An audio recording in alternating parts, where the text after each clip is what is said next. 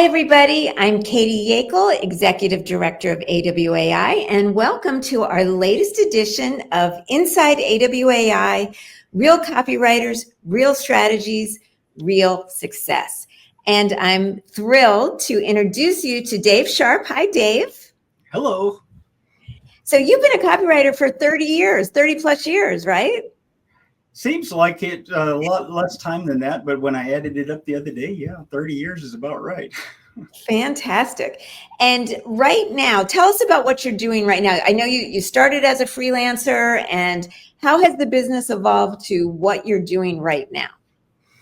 Well, I started out by pitching. I had taken the SEO course that AWAI has when it was first launched, and I pitched the 4 C's or the 5 C's to a contact of mine, and it turned into a nice healthy contract.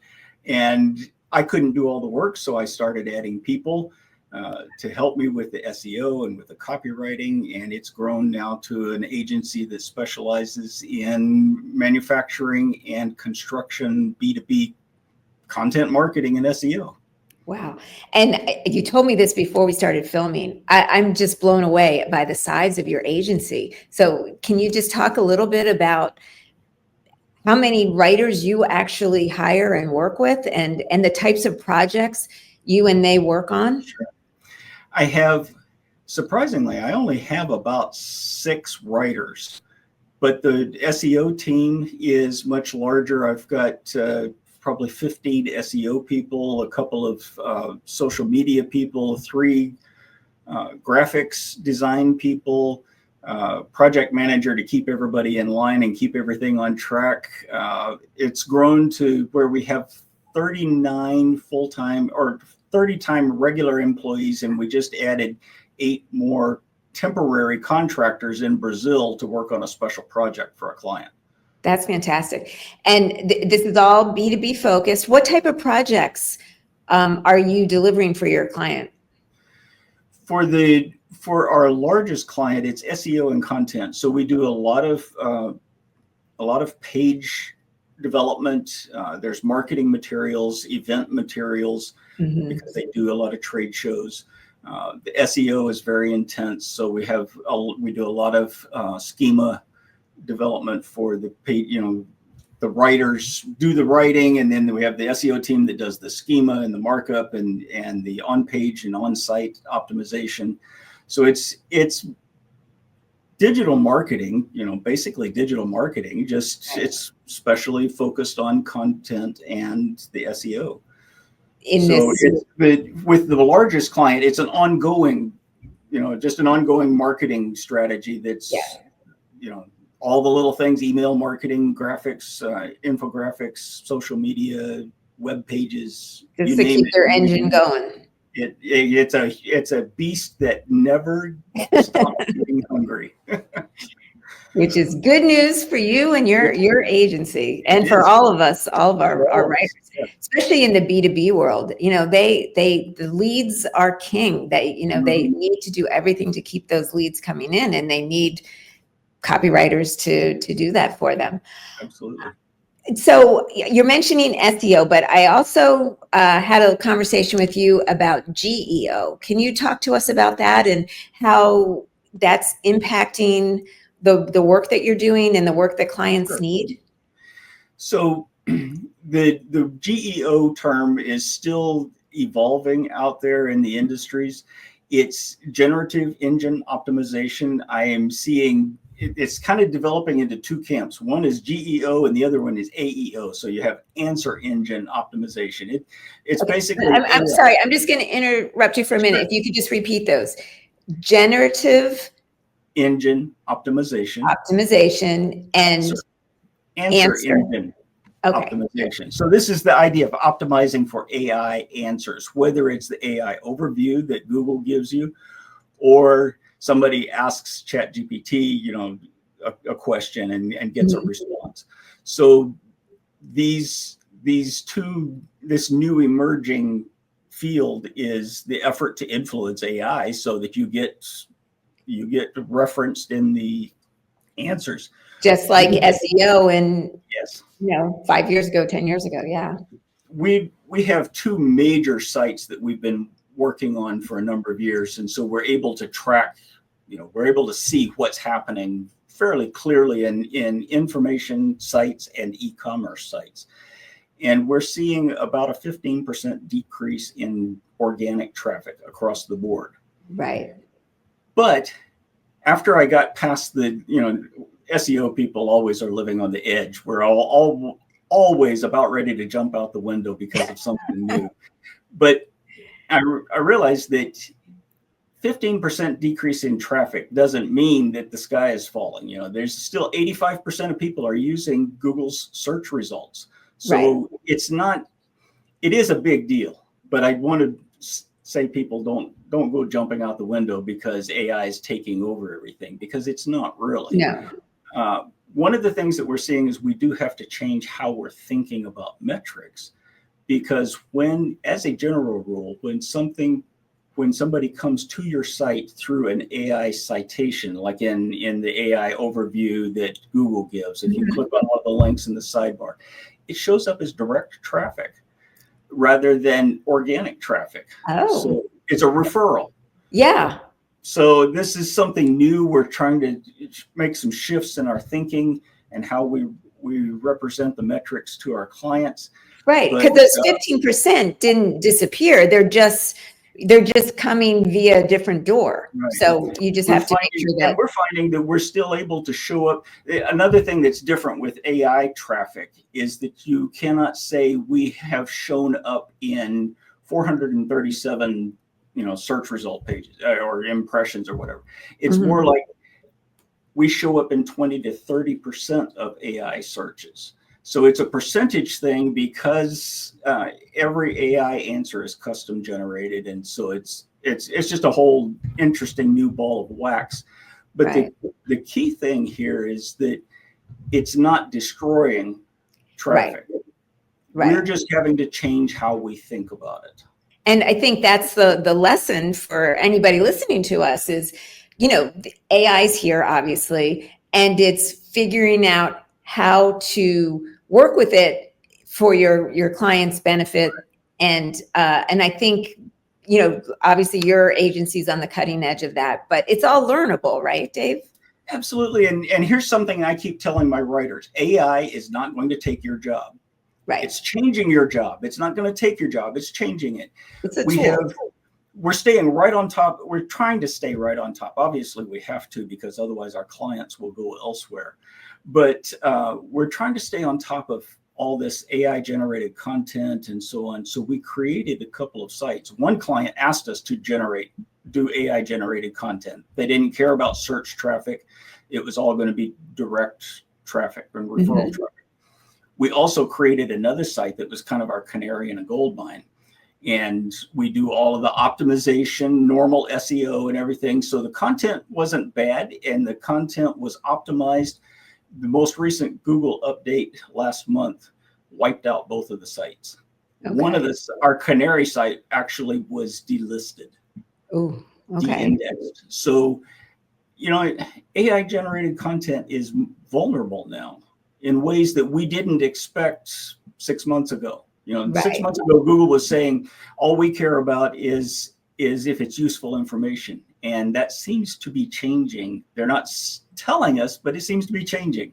Right. And the good news for writers is it's the writers that are making it stand out, that are making it still relevant, and companies are realizing this. So I think that's some companies are kind of slow on the uptake. They're still making those decisions that I don't think are that smart. But it's a pendulum, and again, it's not where it was 6 months ago. It's not where it was 3 months ago, and it's not where it will be 3 months from now. Because I believe that it's just going to be more and more dependent on writers adding the critical human elements, the critical connection points, and being aware of the writer's journey, the customer's journey, and all of that. So the thing that we just finished up a big study on this GEO thing. What do we have to do? 15% decrease in traffic is kind of a big deal for us, for our clients. So what are we going to do to fix that? And as we did our very extensive research, it turns out that all the things that you need to do to influence AI from a writer perspective, just keep doing everything you've been learning at AWAI. Learn how to do the best practices for content marketing, how to write for people, not machines. One person, you're writing to one person. You're writing to that one person. Helping them solve that one problem. It's the SEO technicians that have all the extra work for getting seen in the AI answers area. But for writers, keep doing what you've been learning. Yes, 100%. So now that's been exciting, and I'm sure that's taken a lot of your attention and effort. But I'm wondering, what's a recent win that you'd like to share with us?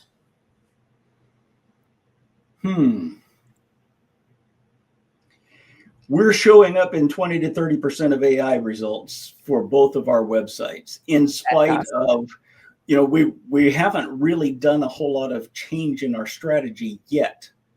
We're still going along with the focus with high performance content, with writing to one person, being very clear, organized in the writing and the site structure, and all the things that we've learned about SEO from starting back with Brian Clark and some of those guys that set the standards for us as writers in the early days. We just keep moving along with those things, but lo and behold, we discovered we're showing up in that 20 to 30% without making changes. So that was a big sigh of relief for us. Yeah, that is definitely a win to celebrate. You went from freelancer and now you're an agency owner. What would you say has been the biggest surprise for you as your career has evolved, and really kind of what your life's like right now? The biggest surprise, how easy it was.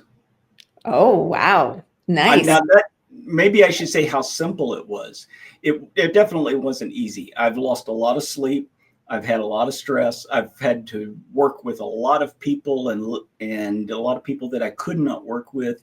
The whole business, running a business thing has been stressful, but it was just a matter of do the work, offer a really good product, a good service, follow the best practices, and it actually worked. Because as I was out there, especially in the early days, I discovered I really didn't have a whole lot of competition. Right.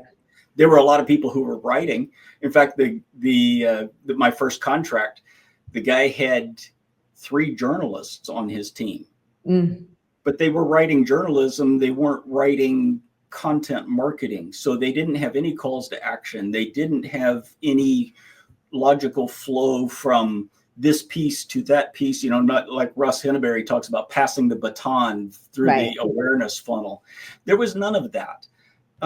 They weren't bad writers. They just weren't marketers. So it was a lot easier to get those results for the client. To make a difference. I thought it was. It's just a matter of following the directions. I know it sounds easier than it actually was, but that is part of our methodology, is providing these structures and these frameworks that if you apply them, especially when you're dealing with companies that don't know them, you can have a really quick and easy, substantial difference.